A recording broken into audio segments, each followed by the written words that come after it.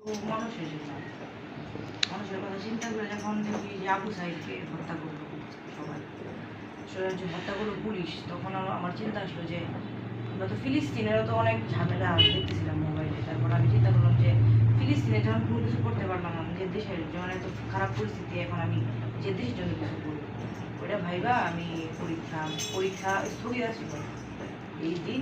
আর বান্ধবীরা জানে না, আমি ওদের ওদের জানাই নাই, কারণ ওরা যদি জানাই তাহলে ওরা আমার যাইতে দিবে না। ওদের না জানাই আমি চলে গেলাম। পরে যখন ওদের ছেলেদের মানে আমি টাকানোর একটাই উদ্দেশ্য আছে, কারণ আমি ইটা অনেক দূরে দিলে যাইতে, মানে ইটাটা ও দূরে যেতে পারবো না আর কি, আমার শক্তি না এত দূরে দেওয়ার। ছেলেরা তো শক্তিশালী, হ্যাঁ, এরা তো এত ঢিল দিতে পারবে। ওই জন্য ওদের আর ইট আগে দিতেছিলাম, আগে আগে সামনে যেতেছিলাম। 2-3 বার ধাওয়া দিছিল, তারপর মানে ছাত্রলীগরা ধাওয়া দিতে সবাই দৌড়ে পালায় গেল, মার্কেটের ভিতরে ঢুকে গেল। কিন্তু মার্কেটের ভিতরে না ঢুকে ওই ছেলেরা যখন সামনে যেতেছিল তাদের ইট দিয়ে দিয়ে সামনে আগাইছিল।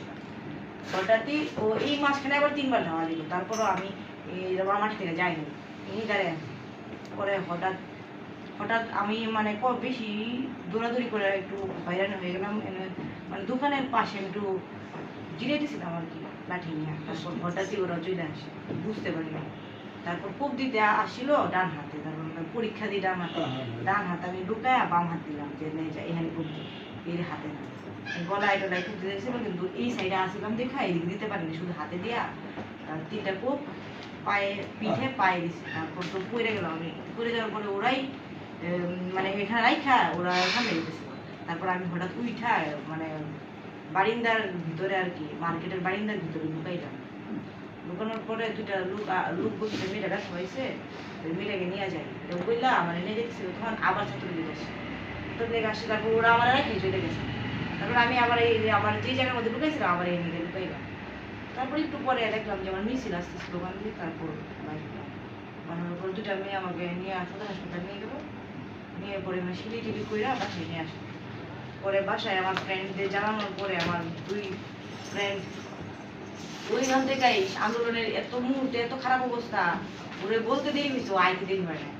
ও আইসায় আমার হসপিটালে নিয়ে গেলো, মানে জানি এক্সরে হসপিটালে নিয়ে গিয়ে এক্সরে করা দেখলো হাত ভেঙে গেছে। ভেঙে গেছে। তারপর 21 দিন 42 দিন মনে হয় ডক্টর শাহিনের কাছে, শাহিন স্যার আমার মানে হাতে যে প্লাস্টার করলো, কোনো টাকা পয়সা নেয় নাই, প্লাস্টার ফ্রিতে করে দিল, খালি জিনিসপত্র কিনে নিয়ে আসে, টাকা না নিয়ে প্লাস্টার করে দিল।